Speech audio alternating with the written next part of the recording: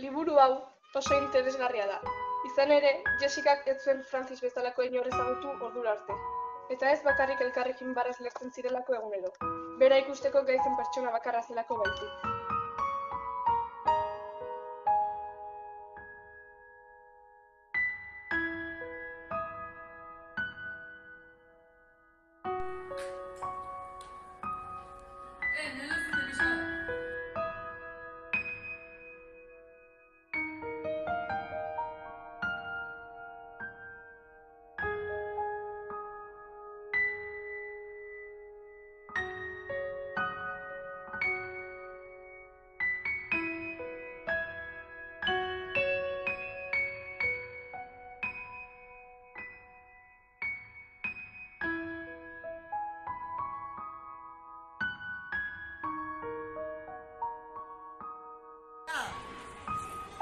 Kaixo, mutiko, zertan